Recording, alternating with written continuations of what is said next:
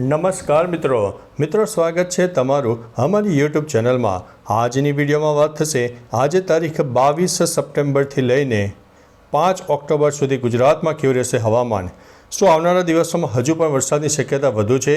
મિત્રો ગઈકાલે પણ આપણે જણાવ્યું હતું કે મધ્ય ગુજરાત, દક્ષિણ ગુજરાત અને સૌરાષ્ટ્રના અનેક ભાગોમાં મેઘતાંડવ થઈ શકે છે, ત્યારે મધ્ય ગુજરાતના વડોદરા સહિત આણંદના અનેક વિસ્તારમાં વરસાદી ઝાપટા થઈ ગયા। ઉપરાંત દક્ષિણ ગુજરાતના પણ અનેક ભાગોમાં ભારે વરસાદ થઈ ગયો। કોઈ વિસ્તારમાં તો 3થી લઈને 4 ઇંચ સુધીના વરસાદ પણ થઈ ગયા હતા।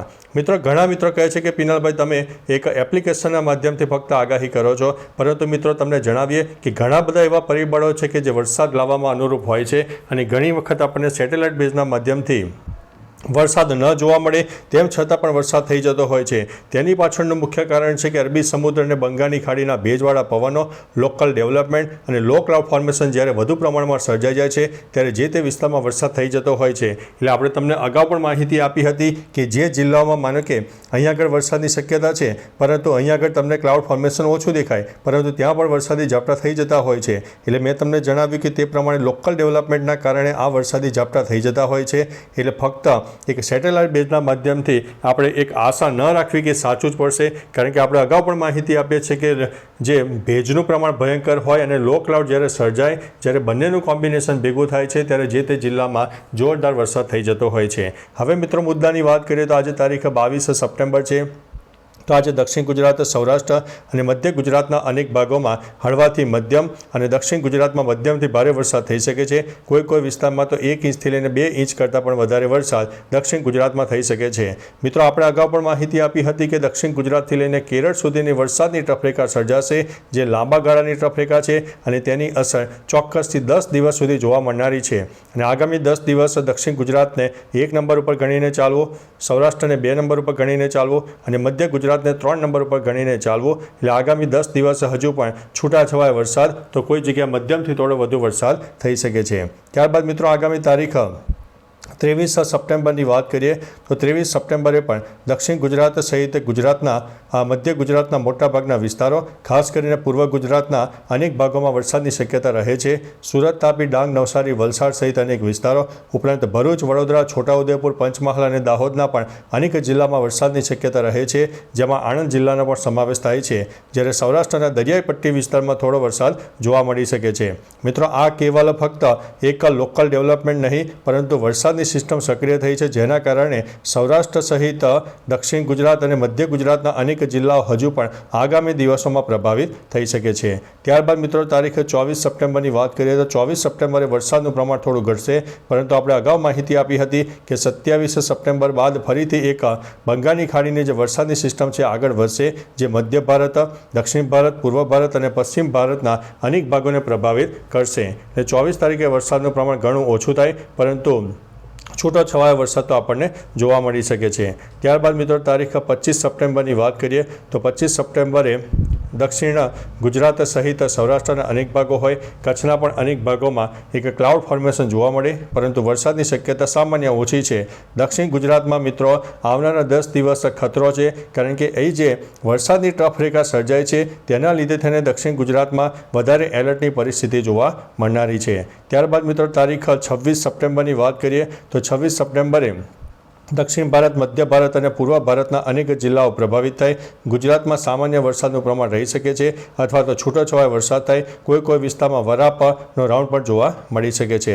27 તારીખથી જે બંગાળની સિસ્ટમ છે, બંગાળની સિસ્ટમ આગળ વધશે, જેના ભાગરૂપે થઈને દક્ષિણ ભારત, મધ્ય ભારત, પૂર્વ ભારત અને પશ્ચિમ ભારતના અનેક જિલ્લાઓ પ્રભાવિત થશે। અને શરૂઆત મિત્રો દક્ષિણ ગુજરાતથી થવાની છે અને તેની અસરના લીધે થઈને પૂર્વ ગુજરાતના પણ અનેક જિલ્લાઓ પ્રભાવિત થઈ શકે છે। ઉપરાંત મિત્રો સૌરાષ્ટ્રના દરિયાઈ પટ્ટી વિસ્તારો, જેમાં દેવભૂમિ, દ્વારકા, પોરબંદર, જૂનાગઢ, ગીર સોમનાથ, અમરેલી અને ભાવનગરના અનેક જિલ્લાઓમાં વરસાદની શક્યતા 27 તારીખથી વધુ થાય તેવી શક્યતા છે।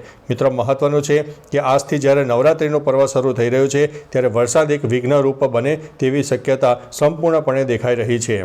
ત્યારબાદ મિત્રો તારીખ 28 સપ્ટેમ્બરની વાત કરીએ તો 28 સપ્ટેમ્બરે જે દક્ષિણ ભારતની સિસ્ટમ છે વધારે મજબૂત થાય, તે અરબી સમુદ્ર, મહારાષ્ટ્ર સહિત દક્ષિણ ભારતના અનેક જિલ્લાઓને પ્રભાવિત કરશે અને તેના લીધે થઈને સૌરાષ્ટ્ર સહિત દક્ષિણ ગુજરાતના અનેક જિલ્લાઓ પ્રભાવિત થાય અને તેની થોડી ઘણી અસર મધ્ય ગુજરાતને પણ જોવા મળનારી છે.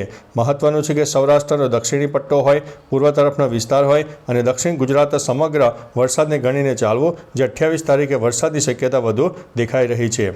ત્યારબાદ મિત્રો તારીખ 29 સપ્ટેમ્બરની વાત કરીએ તો 29 સપ્ટેમ્બરે પણ સમગ્ર સૌરાષ્ટ્ર, દક્ષિણ ગુજરાત, મધ્ય ગુજરાતના અનેક ભાગોમાં વરસાદની શક્યતા વધુ છે. કોઈ વિસ્તારમાં તો 1 થી લઈને 1.5 ઇંચ સુધીના પણ વરસાદ થઈ શકે છે.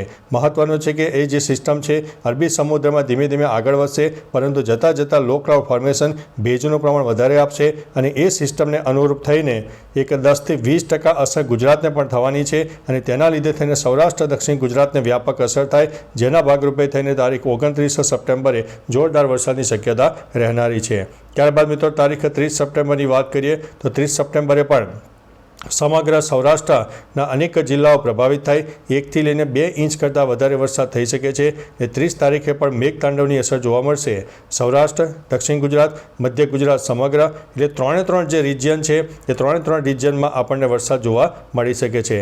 જ્યારે કચ્છમાં દક્ષિણ અને પૂર્વ તરફના વિસ્તારો હોય, ઉત્તર ગુજરાતના પણ દક્ષિણ અને પૂર્વ તરફના વિસ્તારમાં 30 તારીખે વરસાદનું પ્રમાણ જોવા મળી શકે છે. ત્યારબાદ મિત્રો તારીખ 1 ઓક્ટોબરની વાત કરીએ તો 1 ઓક્ટોબરે પણ સમગ્ર સૌરાષ્ટ્ર, કચ્છ સમગ્ર, દક્ષિણ ગુજરાત, ઉત્તર ગુજરાતના અનેક ભાગો, મધ્ય ગુજરાતમાં સામાન્ય વરસાદ ઘટી શકે છે, પરંતુ એક સાર્વત્રિક વરસાદનો માહોલ સર્જાશે, જે ગુજરાતના 50% વિસ્તારમાં છૂટોછવાયો વરસાદ તો કોઈ જગ્યાએ મધ્યમથી વધુ વરસાદ આપી શકે છે. ત્યારબાદ મિત્રો તારીખ 2 ઓક્ટોબર દશેરાનો દિવસ અને ગાંધી જયંતિ છે, ત્યારે તે દિવસે પણ સમગ્ર ગુજરાતમાં એક સાર્વત્રિક વરસાદનો માહોલ સર્જાય. કોઈ વિસ્તારમાં તો 1 થી લઈને 2 થી 3 ઇંચ સુધીના વરસાદ પણ થઈ શકે છે.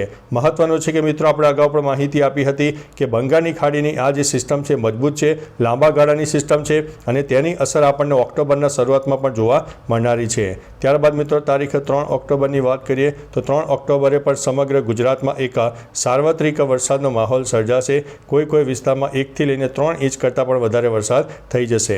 ત્યારબાદ મિત્રો તારીખ 4 ઓક્ટોબરની વાત કરીએ તો 4 ઓક્ટોબરે રાજસ્થાન સહિત ઉત્તર ગુજરાત, મધ્ય ગુજરાત, દક્ષિણ ગુજરાત, સૌરાષ્ટ્રનો ઉત્તર અને પૂર્વ તરફનો વિસ્તાર, કચ્છનો દક્ષિણ અને પૂર્વ તરફનો વિસ્તાર, ઉત્તર તરફનો વિસ્તાર, અનેક વિસ્તારમાં છૂટોછવાયો વરસાદ તો ઉત્તર ગુજરાતમાં મધ્યમથી થોડો વધુ વરસાદ પણ થઈ શકે છે. ત્યારબાદ મિત્રો તારીખ 5 ઓક્ટોબરની વાત કરીએ તો 5 ઓક્ટોબરે પણ એક વરસાદની સિસ્ટમ છે સામાન્ય વિદાય લઈ શકે છે, પરંતુ દક્ષિણ ગુજરાતમાં છૂટોછવાયો વરસાદ જોવા મળે. ત્યારબાદ તારીખ 6 ઓક્ટોબરની વાત કરીએ તો 6 ઓક્ટોબરે આ જે ક્લાઉડ ફોર્મેશન હશે તે અપર ક્લાઉડ ફોર્મેશન હશે, એટલે વરસાદી વાદળો નહીં હોય, એટલે સામાન્ય વરસાદ થાય, પરંતુ જે સાર્વત્રિક વરસાદનો માહોલ સર્જાય તેવો માહોલ આપણને જોવા નથી મળવાનો. બાકી મિત્રો તમારા વિસ્તારમાં વરસાદનું પ્રમાણ કેવું છે? તાપ, તડકો, ઉગાડ હોય, ગઈકાલે વરસાદ પડ્યો હોય અને નુકસાની પણ થઈ હોય તો તમામ પ્રકારની માહિતી નીચે કમેન્ટમાં આપજો, જેથી અન્ય મિત્રો પણ